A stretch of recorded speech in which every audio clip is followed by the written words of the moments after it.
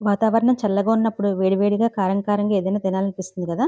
అలాంటప్పుడు శనగలతో ఇలా చాట్ చేసి చూడండి. టేస్ట్ చాలా బావుంటుంది. దీనికోసం ఒక కప్పు తెల్ల శనగలు తీసుకున్నానండి. వీటిని శుభ్రంగా కడుక్కొని నీళ్లు పోసి 8 గంటలు లేదా ఓవర్‌నైట్ నానబెట్టుకోవాలి. నానిన తర్వాత ఇంకొకసారి శుభ్రంగా కడుక్కొని కుక్కర్‌లో వేసుకొని 1:30 కప్పుల నీళ్లు, హాఫ్ టీ స్పూన్ సాల్ట్ వేసి మీడియం ఫ్లేమ్‌లో 4, 5 విజిల్స్ వచ్చే వరకు ఉడికించుకొని పక్కన పెట్టుకోవాలి. ఇప్పుడు స్టవ్ ఆన్ చేసి కడాయిలో 1 టేబుల్ స్పూన్ నూనె వేడి చేసుకొని, హాఫ్ టీ స్పూన్ జీలకర్ర, ఒక పచ్చిమిర్చి ముక్కలు, 1 టీ స్పూన్ అల్లం వెల్లుల్లి పేస్ట్ వేసి లో ఫ్లేమ్‌లో 2 నిమిషాలు వేయించుకున్న తర్వాత ఉడికించుకున్న శనగల్ని నీళ్ళతో పాటు వేసేసుకోవాలి. ఉడికించుకున్న ఒక మీడియం సైజ్ ఆలు ముక్కలు కూడా వేసుకొని ఒక కప్పు నీళ్లు వేసుకోవాలి.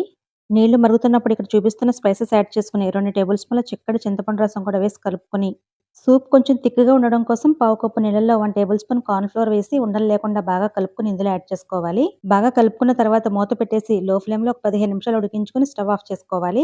ఇప్పుడు ఒక బౌల్‌లో వేసుకొని దానిపైన ఒక పచ్చిమిర్చి, ఒక ఉల్లిపాయ, ఒక టమాటాను సన్నగా తరిగి వేసుకోవాలి. కొంచెం కొత్తిమీర తరుగు కూడా వేసుకొని దానిపైన కార్న్ ఫ్లేక్స్‌ని వేయించి వేస్తున్నానండి. మీ దగ్గర సేవ్ పాపడ్ ఉంటే వాటిని క్రష్ చేసి వేసుకోండి. లాస్ట్‌లో అవసరమైతే ఒక నిమ్మ చెక్కను కూడా పిండుకొని వేడివేడిగా సర్వ్ చేసుకోవడమే.